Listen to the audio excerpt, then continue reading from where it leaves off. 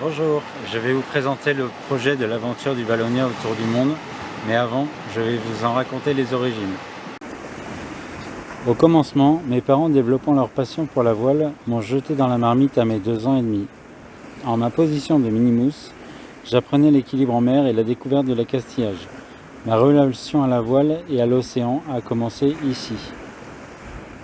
Leur passion se transformant en rêve, en projet, je me rappelle parcourir avec eux les ports à la recherche d'une bonne idée, d'un modèle. Les plans sont choisis. Ce sera le Marie-Jeanne 43, plan Langevin, demeurant modèle unique en la Fanfarlo, qui s'est illustré sous le sponsoring de la Caisse d'épargne pour la Transat des Alizés en 1978. Solide, marin, à l'image des plans des années 80, période où les marins salés faisaient légion. À mes 9 ans, le squelette du bateau est à l'envers. Il sera habillé, retourné, aménagé. Je vois tout ça se construire sous mes yeux avec un objectif qui n'est pas tombé dans l'oreille d'un sourd, faire le tour du monde. À mes 10 ans, le Vallonia sort du chantier pour aller rejoindre la mer de 40 ans, petit port de Normandie.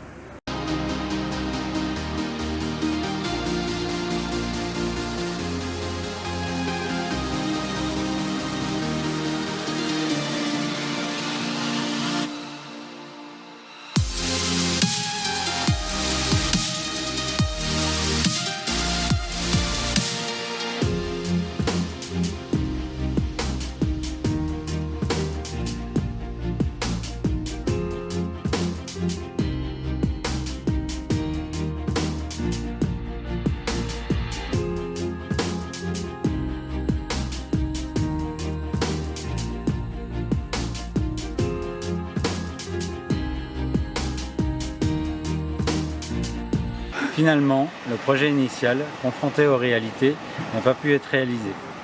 Les planètes se sont désalignées entre finances, les études de ma sœur et moi-même, mais la graine était déjà plantée. J'ai repris la suite du Vallonia en juin 2018 avec l'envie d'en découdre. Toujours bien entretenu, le Vallonia fête cette année ses 45 ans. Ça fait donc déjà 7 ans que j'entretiens et prépare le bateau pour ma destinée, moderniser, sécuriser, améliorer l'autonomie. En larguant les amarres, j'envisage de vivre autrement, de prendre le temps de vivre d'autres cultures, de rencontrer et découvrir le monde. Ceci est un parcours théorique, dessiné pour suivre les saisons de l'hémisphère nord et sud, éviter les périodes cycloniques, éviter les zones à risque de piratage. Ça ne reste bien évidemment qu'un parcours théorique qui évoluera peut-être au gré des rencontres et des programmes susceptibles de s'y associer.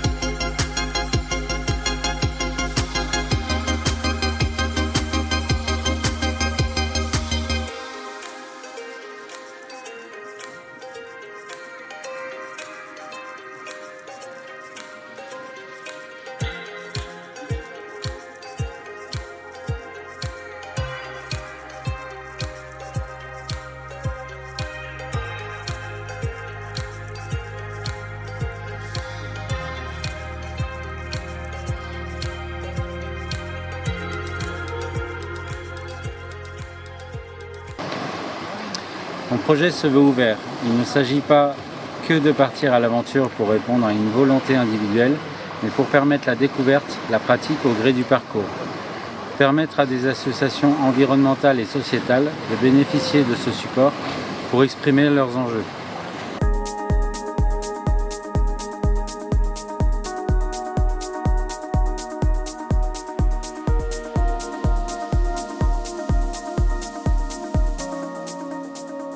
Bonjour, alors je m'appelle Mathias Gara et je suis chiropracteur et aussi moussaillon du magnifique et somptueux bateau le Valonia. J'ai co-fondé une association qui s'appelle Chiropratie sans frontières, dont l'objectif est d'apporter des soins chiropratiques aux gens qui en ont le plus besoin à travers le monde, et aussi de l'éducation sur la santé, de toucher aussi d'autres chiropracteurs qui auraient envie de partager leur passion et apporter des soins à ces populations-là, faire connaître aussi cette profession pour que potentiellement d'autres chiropracteurs naissent par la suite dans les pays où il y en aurait le plus besoin.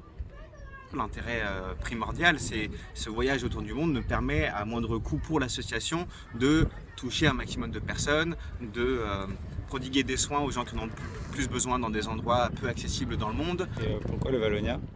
Alors, le Valonia, c'est une grande histoire d'amour. Hein. Le Valonia, ça fait 7 ans que je navigue avec. C'est un bateau qui est unique, avec un capitaine qui est aussi unique que le bateau. C'est un bateau dans lequel j'ai particulièrement confiance.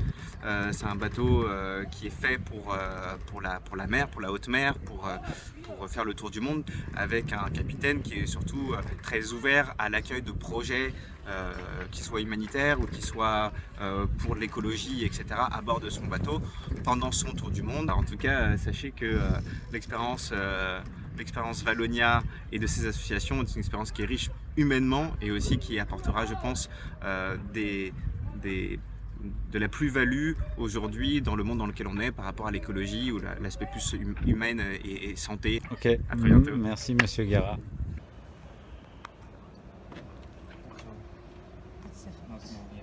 My body is very difficult to manage.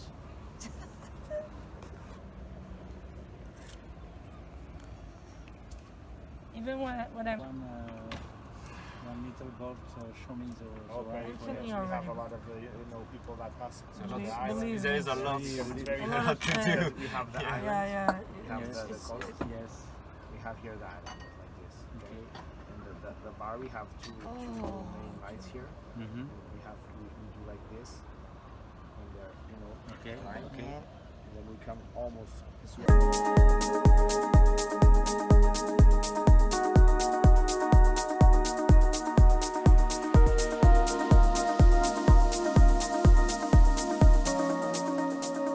On est l'association Véléla, une association de biologie marine qui a pour but de promouvoir la science et d'initier des projets de recherche, de développer des protocoles en lien avec nos projets de recherche et de l'adapter aux sciences participatives, aux sciences citoyennes, et enfin de transmettre toute cette connaissance accumulée et de sensibiliser sur les enjeux à venir en termes de biologie et d'écologie des espèces et des habitats. Moi, c'est Mathias Popovic, je suis biologiste marin de formation.